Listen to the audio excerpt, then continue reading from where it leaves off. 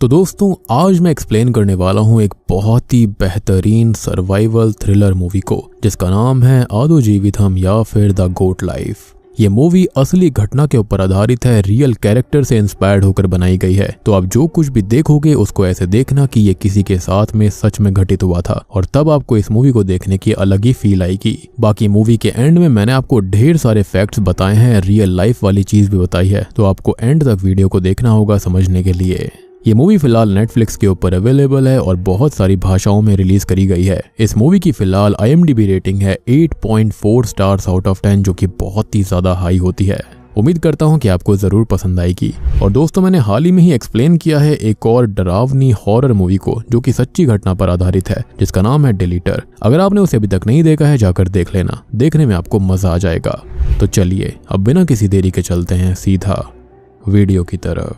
तो कहानी की शुरुआत में हम सऊदी अरेबिया के एयरपोर्ट के अंदर नजीब और हकीम नाम के दो मलयाली लोगों को देखते हैं जो कि बेहतर नौकरी और जिंदगी की तलाश में भारत से सऊदी अरेबिया आए थे ताकि वहां पर काम करके वो भारत देश के अंदर एक बेहतर जिंदगी बिता पाएं। अब अपने डॉक्यूमेंट्स को चेक करवाकर जब वो बाहर आते हैं तब उनकी बातों से हमको पता चलता है कि असल में जिस कंपनी के अंदर वो काम करने के लिए आए थे वहां से उन्हें कोई गाड़ी लेने के लिए आने वाली थी, पर काफी देर होने के बावजूद भी वहां पर कोई भी नहीं आता। और मलयाली होने की वजह से हकीम और नजीब को मलयालम भाषा के अलावा कोई और भाषा नहीं आती थी। वो हिंदी बोलते तो थे लेकिन वो भी टूटी फूटी। साथ ही साथ सऊदी जैसी गल्फ कंट्री के अंदर बस अरबी भाषा का इस्तेमाल हुआ करता, इसलिए वो दोनों किसी से बात करके हेल्प भी नहीं मांग रहे थे। तब किस्मत से उन्हें एक आदमी मिलता है जो कि उनकी भाषा समझ रहा होता है, जिसकी हेल्प से वो उस कंपनी में कॉल करते हैं जहां पर वो आने वाले थे, यानी कि जिस कंपनी के चलते वो यहाँ आए थे। पर कंपनी में कोई कॉल नहीं उठाता। तब वो आदमी एकदम से बताता है कि असल में आज फ्राइडे है और सऊदी में फ्राइडे वाले दिन सारे ऑफिस की छुट्टी होती है। खैर अब इस बात को जानने के बाद में नजीब और हकीम वहां से एयरपोर्ट के बाहर चले आते हैं और वापस से वेट करने लगते हैं कि कोई तो उनको लेने आएगा। उन्हें वहां पर इंतजार करते हुए रात हो जाती है। तब वो अपनी तरह और भी काफी लोगों को देखते हैं जो कि अलग अलग देशों से आए थे,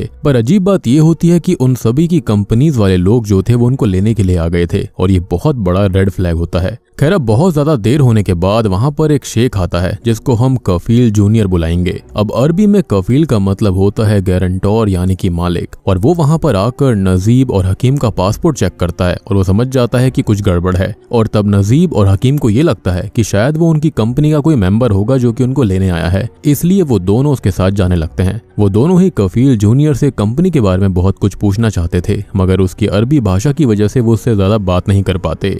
अब कफील जूनियर उन्हें अपने साथ एक टेम्पो में बैठाकर कहीं पर ले जाने लगता है और वो दोनों इस बात से बहुत ही ज्यादा शॉक्ड हो जाते हैं क्योंकि उनसे तो ये बोला गया था कि उन्हें वहां पर लेने के लिए AC बस आएगी। पर अभी नजीब और हकीम इस बात पर ध्यान नहीं देते और बस सोचने लगते हैं कि उन्हें जल्दी से जल्दी अच्छे पैसे कमाकर अपने घर वापस जाना है। थोड़ी ही देर के बाद में कफील जूनियर उन्हें लेकर एक रेगिस्तानी इलाके में आ गया था, जहां आने के बाद वो एक और आदमी से मिलता है और अब वो हकीम को टेम्पो से नीचे उतारकर उसे उस आदमी को सौंप देता है। तब नजीब और हकीम दोनों में से किसी को कुछ भी समझ में नहीं आता, लेकिन अब तक उनको इतना समझ में आ गया था कि वो किसी गलत आदमी के साथ आ गए हैं और यहाँ पर जिसको उन्होंने भेजा था वो भी फर्जी थे। वो कंपनी जिसके चलते यहाँ पर वो आए थे वो भी फर्जी है, और ऐसा क्यों हुआ है इसके बारे में थोड़ी देर में और क्लियर होगा। खैर यहाँ पर असल में हुआ ये था कि कफील जूनियर ने उन्हें बाकी शेखों को बेच दिया था। वो दोनों उसको सब कुछ समझाने की कोशिश करते हैं लेकिन कफील जूनियर उनकी कोई बात नहीं सुनता और बस हकीम को वहीं पर छोड़कर नजीब को लेकर निकल जाता है, जिसके बाद उसने नजीब को भी एक दूसरे आदमी के पास छोड़ दिया था। अब नजीब बहुत ही ज्यादा परेशान था क्योंकि ना तो उसके आसपास के लोग उसकी बात समझ रहे थे और वो जिस एक इंसान के साथ अपने मुल्क से आया था वो भी उससे अलग हो गया। और यही सब सोचते हुए वो परेशान होकर साइड में बैठ जाता है। पर बाहर का मौसम बहुत ही ठंडा था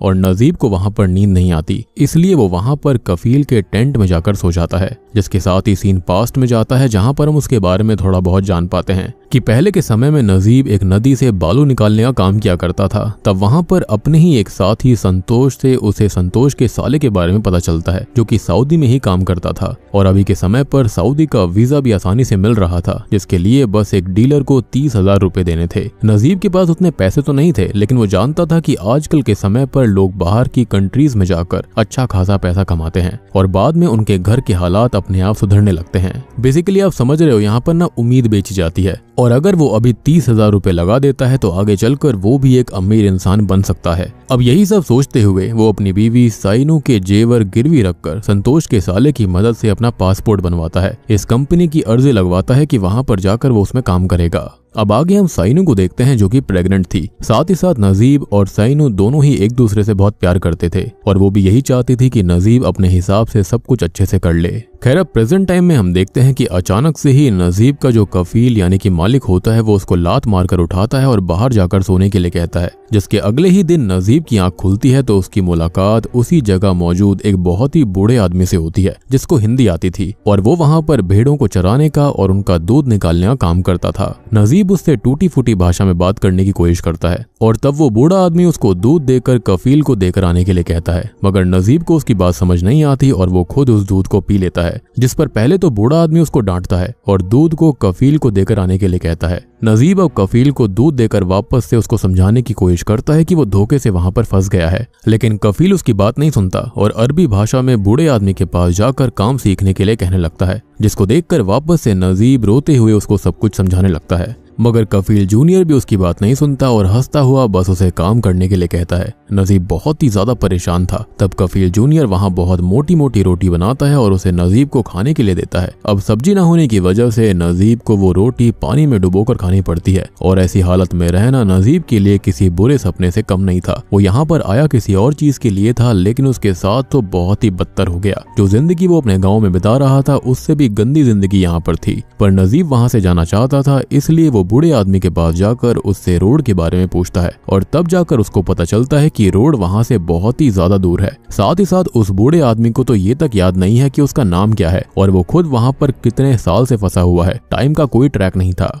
अब ये सब जानकर तो नजीब की हालत खराब हो गई थी कि उसकी बीवी प्रेग्नेंट थी और वो घर पर पैसे नहीं भेज पाएगा और यहाँ पर अजीब तरह से फंस चुका है। अब रात होने पर नजीब जब सोता है तो वापस से कहानी पास्ट में जाती है, जहाँ पर साइनू और नजीब उसके सऊदी जाने से पहले एक दूसरे से अपने होने वाले बच्चे के बारे में बातें कर रहे थे। वो दोनों अपने होने वाले बच्चे का नाम तक सोच लेते हैं, जिसके बाद सीधा वो सीन आता है जहाँ पर नजीब हकीम के साथ अपने गाँव से शहर की तरफ निकल रहा था ताकि वो एरोप्लेन से सऊदी जा पाए। वहाँ पर वो साइनू और अपनी माँ से खुद का ख्याल रखने को भी कहता है और हकीम के साथ निकल जाता है और इस तरह से ये लोग सऊदी अरेबिया में उतरे थे। खैर प्रेजेंट टाइम में जब अगले दिन सुबह नजीब की आंख खुलती है तो वो पानी को लेकर फ्रेश हो रहा था, लेकिन तभी अचानक से कफील जूनियर आकर उसे मारने लगता है और पानी छीन कर ले जाता है, क्योंकि वो लोग वहां पर पानी पैसे से खरीदा करते और पानी वहां पर बहुत महंगा था। और तब जाकर वो बूढ़ा आदमी नजीब को रेत का इस्तेमाल करने कहता है, जिसको सुनकर तो नजीब को और भी ज्यादा बेकार लग रहा था। तभी वहां पर पानी भरने वाला टैंकर आ चुका था, जिसके ड्राइवर को देखकर नजीब उससे भी हेल्प मांगने की कोशिश करता है, लेकिन वो भी उसकी कोई हेल्प नहीं करता, यानी कि उनके लिए रोज का था। और इतने में ही वहां पर कफील जूनियर वापस आकर नजीब को मारने लगता है और वो इस बार अपने साथ बंदूक तक लेकर आया था,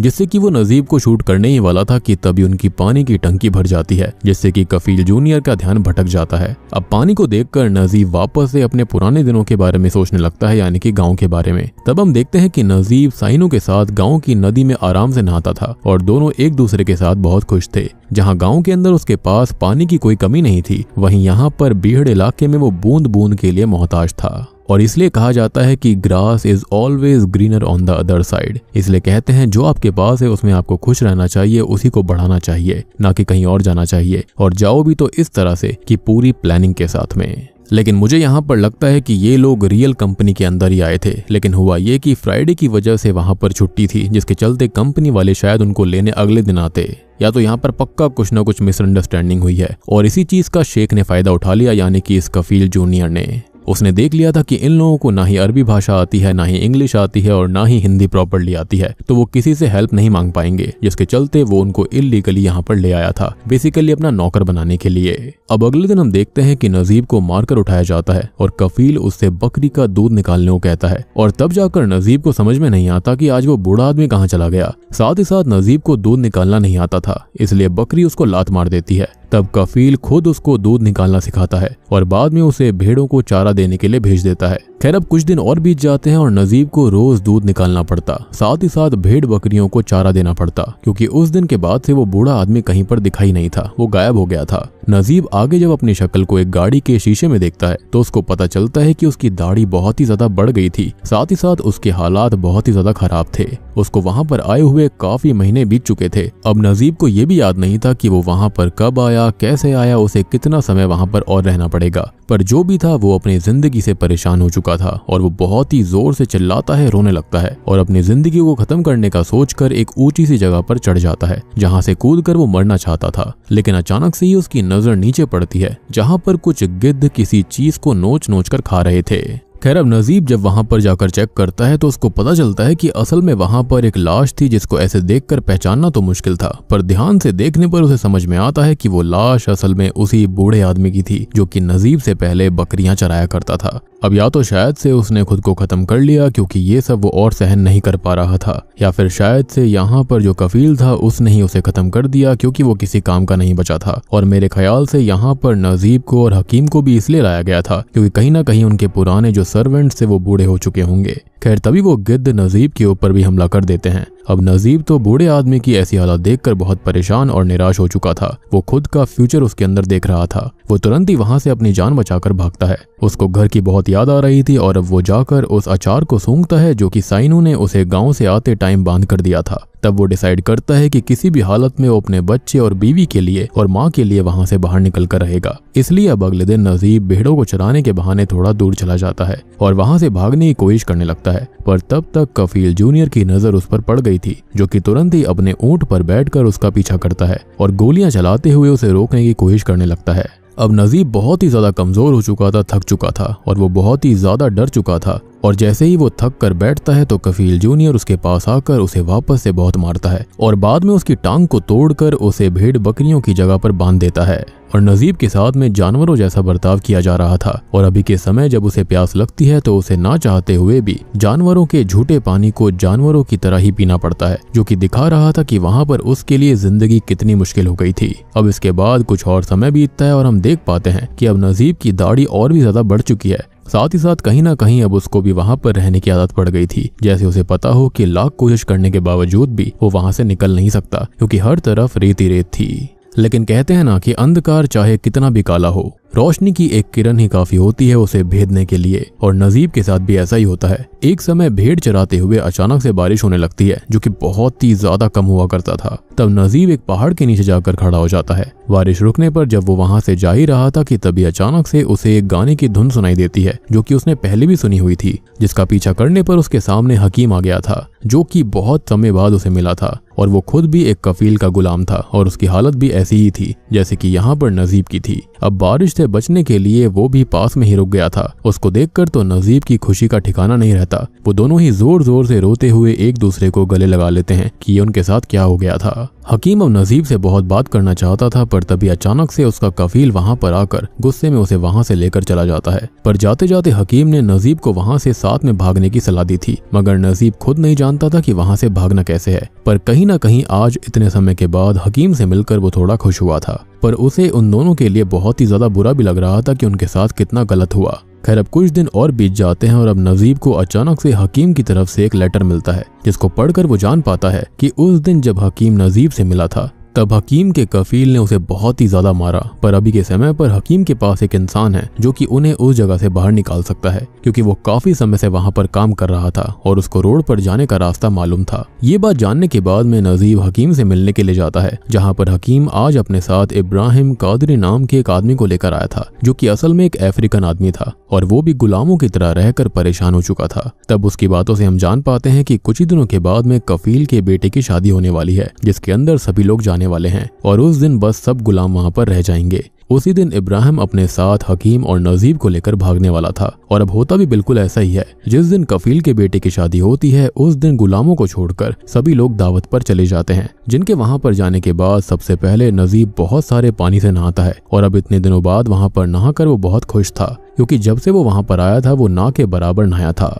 अब नजीब की बॉडी देखकर हम जान पाते हैं कि वो वहां रहकर बहुत ही ज्यादा दुबला पतला हो गया था और उसकी हालत बहुत ही ज्यादा बुरी थी क्योंकि वहां पर बस उसको इतना खाना दिया जाता था जितने वो जिंदा रह सके, यानी कि ये लोग बिल्कुल भी पैसा खर्च नहीं करना चाहते थे। जिसके बाद में नजीब वापस से उसी शर्ट को पहनता है जिसको पहनकर वो वहां पर आया था, पर उसकी पैंट पहनने पर वो बहुत ही ज्यादा ढीली पड़ रही थी और तब वो बेल्ट की जगह पर एक रस्सी को बांधता है और सभी जानवरों को खाना देने के बाद वहां से हकीम और इब्राहिम के साथ निकल जाता है। वो तीनों आज बहुत ही ज्यादा खुश थे और वो तीनों रात तक चलते रहते हैं, पर अब चलते हुए तीनों को बहुत ही ज्यादा प्यास लगी थी। तब किस्मत से उन्हें एक और कफील का टेंट दिखाई देता है, जिसको देखकर इब्राहिम वहां से पानी चुराने लगता है, मगर तब वहां के कफील की नजर उस पर पड़ जाती है और वो उसके ऊपर अपनी बंदूक से फायर करने लगता है। लेकिन जैसे तैसे इब्राहिम वहां से अपनी जान बचाकर हकीम और नजीब के साथ निकल जाता है। वो तीनों एक जगह पर लेटकर सो जाते हैं, जिसके अगले दिन जब उनकी आंख खुलती है तो उनको वापस चलना पड़ता है। लेकिन अब तक वो रोड के पास नहीं आए थे और अब और ज्यादा चलने के बाद उनको समझ में आता है कि वो अपने रास्ते को कल रात में जल्दीबाजी में भागते समय भटक चुके हैं और अब इब्राहिम को भी नहीं पता था कि उन्हें कहां पर जाना है। दूर दूर तक बस बड़ा रेगिस्तान था और चारों तरफ रेत ही रेत थी, जिससे बाहर निकलना मानो नामुमकिन सा लग रहा था। हकीम की हालत बहुत ही ज्यादा बिगड़ने लगती है और उसे अपने सामने ढेर सारा पानी और एक ऊंट दिखाई देता है, जिसको देखकर वो खुशी से उसकी तरफ दौड़ पड़ता है। पर वहां पर मरे हुए ऊंट का कंकाल था और अभी हकीम को जो दिखाई दिया था उसको असल में मिराज कहा जाता है, जो कि अक्सर रेगिस्तान में भटके हुए लोगों को दिखाई देता है। असल में एक इंसान जब बहुत ज्यादा थक जाता है तो वो मेंटली अपने सामने उन चीजों को इमेजिन करने लगता है जिसकी उसको सबसे ज्यादा जरूरत होती है या फिर चाह होती है। अब आगे चलते हुए जब वो तीनों भगवान को याद कर रहे थे तभी अचानक से जमीन से ढेर सारे सहारन हॉर्न्ड वाइपर्स निकलते हैं, जो कि दुनिया में सबसे खतरनाक सांपों में से एक हैं। इब्राहिम और हकीम तो वहां से जैसे तैसे निकल गए थे, पर नजीब वहां पर फंस गया था। तब इब्राहिम उसे एक ही जगह पर खड़े रहने के लिए कहता है। नजीब अब कोशिश तो कर रहा था, लेकिन वो बहुत ही ज्यादा डरा होता है, लेकिन किस्मत से वो बच जाता है और सारे वाइपर्स वहां से चले जाते हैं। अब इन तीनों को चलते हुए 3 दिन हो चुके थे, मगर अब भी वो रोड के पास नहीं पहुंचे थे। चलते हुए नजीब के पैर में बहुत ही भयानक छाले पड़ जाते हैं और अब वो चल भी नहीं पाता। तब इब्राहिम अपनी जैकेट को फाड़कर उसके पैरों में बांधता है और वो तीनों ही अब आगे बढ़ने लगते हैं। पर अब एक समय ऐसा आ गया था कि हकीम की हालत बहुत ही ज्यादा बिगड़ जाती है, उसको तुरंत ही पानी पीना था और तब इब्राहिम उसको अपना पसीना पिलाता है और ये देखकर तो मुझे बियर ग्रिल्स की याद आ गई। खैर तभी हकीम को अपनी वही जिंदगी अच्छी लगने लगती है जिसको छोड़कर वो घर वापस जाने के लिए रेगिस्तान में भटक रहा था। मतलब उसकी उम्मीद अब इस कदर टूट चुकी थी कि वो वहां से निकलने के बजाय उस जानवरों वाली जिंदगी को जीना पसंद कर रहा था जो कि वहां के कफील उसको दे रहे थे। फिर थोड़ा और आगे चलने पर एक बार वापस से हकीम को मिराज दिखाई देता है, जिसके अंदर उसे अपने सामने बड़ी बड़ी बिल्डिंग और खाना दिखाई दे रहा था। तब वो उस खाने पर टूट पड़ता है, पर असल जिंदगी में हम देखते हैं कि वो रेत को खा रहा था और जब इब्राहिम और नजीब उसको रोकने की कोशिश करते हैं तब हकीम नजीब को मारने तक की कोशिश करता है। यानी कि देख रहे हो कि मेंटल स्टेट कितनी ज्यादा गिर जाती है। लेकिन अचानक से ही रेत खाने की वजह से उसे खून की उल्टी होती है और मौके पर ही उसकी मौत हो जाती है, जिसको देखकर अब नजीब की हालत और बुरी हो गई थी। साथ ही साथ अब वो भी पूरी तरह से हिम्मत हार चुका था। तभी इब्राहिम उसे संभालता है और इतने में ही वहां पर अचानक से रेत का तूफान आ चुका था, जिसके अंदर वो दोनों फंस जाते हैं।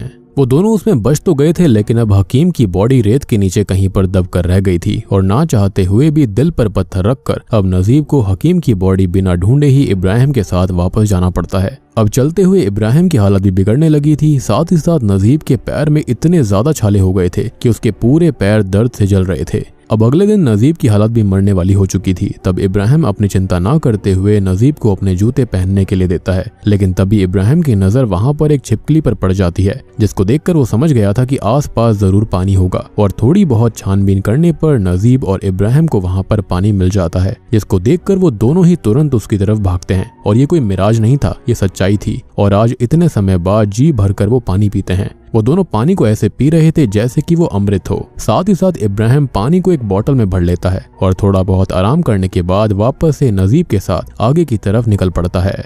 लेकिन अब और ज्यादा आगे जाने पर उन्हें यही दिखाई देता है कि आसपास रोड का कोई नामो निशान नहीं है, जिसको देखकर अब इब्राहिम की हिम्मत भी जवाब दे जाती है। और जब अगले दिन नजीब की आंख खुलती है तब तक इब्राहिम वहां से अकेले कहीं पर चला गया था, पर जाने से पहले उसने नजीब के लिए वो पानी की बोतल छोड़ दी थी जिसको उन्होंने उस तालाब से भरा था। माइट भी वो भी जिंदा नहीं बचा होगा।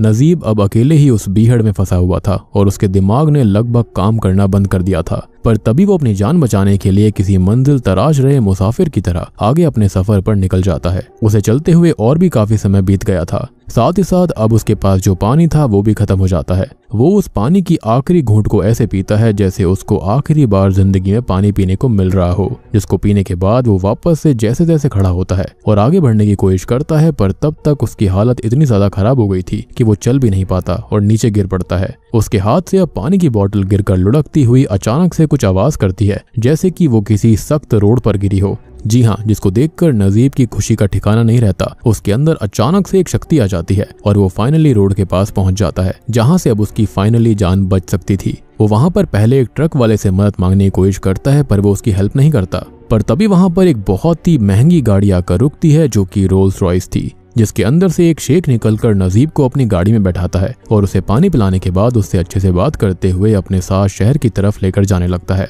नजीब वहां से निकलकर बहुत ही ज्यादा खुश था। उसने ऐसा सोच लिया था कि वो अपनी जिंदगी में वहां से कभी भी निकल नहीं पाएगा। उसने सारी उम्मीद छोड़ दी थी, पर अब वो फाइनली शहर तक आ गया था, जहां पर आकर वो आसपास भटकने लगता है। तब वहां पर किस्मत से उसकी मुलाकात कुंजिका से होती है, जो कि खुद एक मलयाली था और सऊदी में खुद का होटल चला रहा था। नजीब की हालत देखने के बाद वो तुरंत उसकी हेल्प करता है और उसको नहलाने धुलाने के बाद उसके घर वालों को पता करके नजीब की बात उनसे करवाता है। नजीब को यहाँ पर आए हुए शॉकिंगली 4 साल बीत गए थे। जी हाँ, और 4 साल बाद वो अपने घर वालों से बात करता है। नजीब की आंखों में आंसू आ गए थे। तब उसको पता चलता है कि उसको बेटा हुआ था, जिसको साइनू नजीब की याद में आज अकेले पाल रही है। मतलब सोच रहे हो कि नजीब ने कभी सोचा भी नहीं था कि वो अपनी बीवी की आवाज सुनेगा, लेट अलोन ये जान पाएगा कि उसको बेटा भी हुआ था। खैर, ये सब बातें जानने के बाद नजीब डिसाइड करता है कि वो किसी भी हालत में अपने घर जाएगा, पर क्योंकि अभी उसके पास कोई भी डॉक्यूमेंट नहीं थे, इसलिए अभी उसे उसके ही जैसे लोगों के साथ जेल में रख दिया जाता है, जो कि अपने कफील के पास से भागकर आया करते थे। ऑब्वियस ही बात है, उसका पासपोर्ट और सारे डॉक्यूमेंट्स तो उस कफील ने ले लिए थे।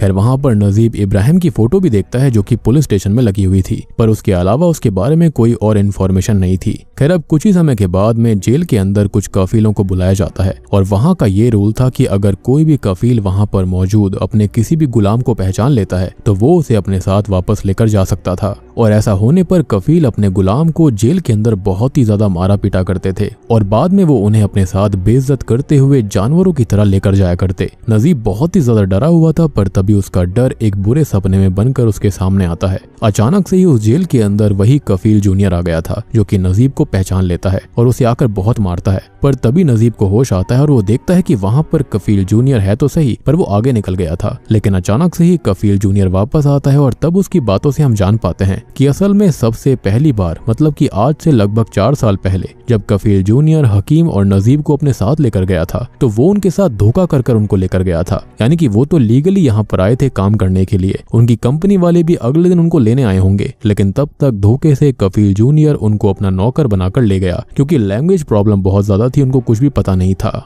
और इस कफील जूनियर को इस इल्लीगल काम के बारे में पता था कि वो गलती कर रहा है, पर वो एक तरह से गुलामों का दलाल था, इसलिए उसने ऐसा करा। पर क्योंकि नजीब उसका ऑफिशियल गुलाम नहीं था और वो उनको धोखे से लेकर गया, इसलिए ये रूल उस पर लागू नहीं होते थे और इसलिए कफील जूनियर का उस पर कोई हक था ही नहीं और अब वो उसको वहां से लेकर नहीं जा सकता था। और ये सब बताने के बाद कफील जूनियर वहां से मुंह फुलाकर चला जाता है। यानी कि देख रहे हो, यहाँ पर 4 साल ये लोग बिना सजा के, बिना किसी चीज के उनके गुलाम बने हुए थे और बेचारा हकीम तो बिना मतलब ही मारा गया। और बात रही इब्राहिम की, तो मुझे लगता है कि वो तो ऑफिशियल गुलाम होगा, लेकिन वो भी वहां से भागना चाहता होगा। जिसके बाद में नजीब बहुत रोने लगता है और अब 3 महीने तक नजीब को जेल में रखा जाता है और बाद में उसे बाकी सभी इमिग्रेंट्स जो कि भागकर यहाँ पर बिना किसी डॉक्यूमेंट्स के सऊदी में आ गए थे, उनके साथ वापस इंडिया भेज दिया जाता है। यानी कि नजीब यहाँ से एक चीज सीख कर आया था कि जो उसके पास है उसे उसी में खुश रहना चाहिए और बिना नॉलेज के या फिर बिना प्लानिंग के कभी भी ऐसे अनजान देश में नहीं जाना चाहिए।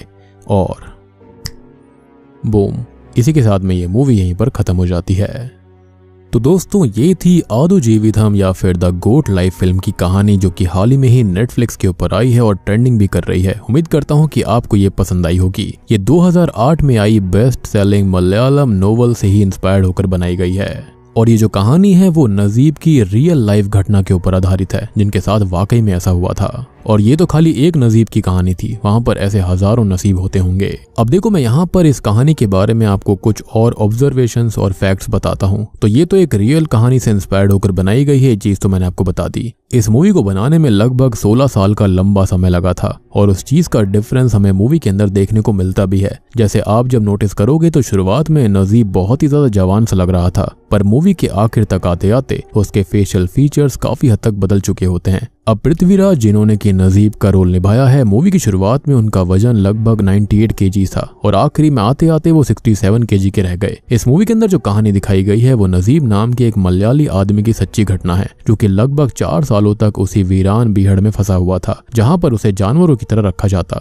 और वहां से निकलने के बाद में जब वो किसी तरह से अपने घर वापस आया, तब उसने एक किताब लिखी थी जिसका नाम द गोट डेजी था, यानी कि भेड़ बकरियों वाली जिंदगी, जो कि 2008 की सबसे ज्यादा बिकने वाली किताब थी। और उसी समय के बाद से उसकी कहानी पर फिल्म बनना चालू हो गई और तब से बनते बनते वो मूवी अब 2024 में रिलीज करी गई। अगर रिपोर्ट्स के अनुसार देखा जाए तो हर साल हजारों लोग इसी तरह से स्कैम्स का शिकार होते हैं, जिसके अंदर उन्हें जॉब का बहाना देकर आउट ऑफ कंट्री बुला लिया जाता है, पर उनमें से 30% लोगों के साथ स्कैम हो जाता है और अब उन 30% में से बस 2% वापस बच पाते हैं। बाकी के या तो शुरुआत में ही मार दिए जाते हैं या फिर पूरी जिंदगी वहीं पर रहकर कफीलों की जानवरों की तरह गुलामी करते हैं, और इसलिए मूवी का नाम भी गोट लाइफ रखा गया है।